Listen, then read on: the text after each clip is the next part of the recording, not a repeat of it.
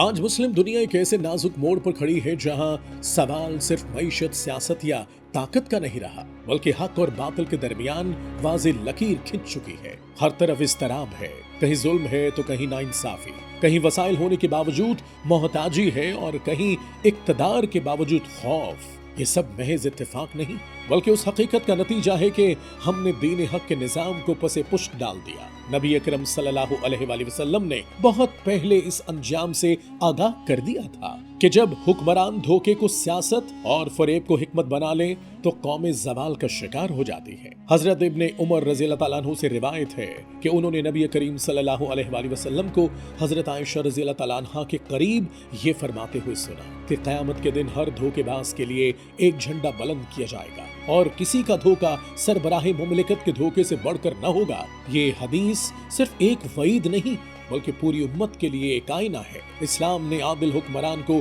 عظیم مرتبہ دیا ہے، یہاں تک کہ روز محشر اسے اللہ تعالیٰ عرش کے سائے تلے جگہ عطا فرمائیں گے، مگر اسی دین نے دھوکے باز حکمران کو سب سے سخت تنبیہ بھی دی ہے۔ دھوکا صرف جھوٹ بولنے کا نام نہیں بلکہ یہ وہ طرز حکمرانی ہے جس میں عوام کے حقوق پامال کیے جائیں، ان کے مسائل حل کرنے کی بجائے انہیں وعدوں کے سراب میں الجھایا جائے اور ان کے مستقبل کو مفاد پرستی کے بھیٹ چڑھایا جائے۔ یہ وہ دھوکا ہے جس میں غیر ملکی طاقتوں سے ایسے خفیہ یا اعلانیہ معاہدے کیے جاتے ہیں جو قوم کو معاشی، سیاسی اور سماجی غلامی میں دھکیل دیتے ہیں۔ یہی وہ رویہ ہے جسے نبی اکرم صلی اللہ علیہ وآلہ وسلم نے سب سے زیادہ ناپسند فرمایا۔ قرآن پاک ہمیں بتاتا ہے کہ نبی صلی اللہ علیہ وآلہ وسلم کی بعثت کا ایک عظیم مقصد یہ تھا کہ وہ انسانوں سے وہ بوجھ اتار دیں جو ان پر ڈال دیے گئے تھے اور انہیں غلامی کی زنجیروں سے آزاد کر دیں۔ یہی دین حق کا نظام ہے جو انسان کو انسان کی غلامی سے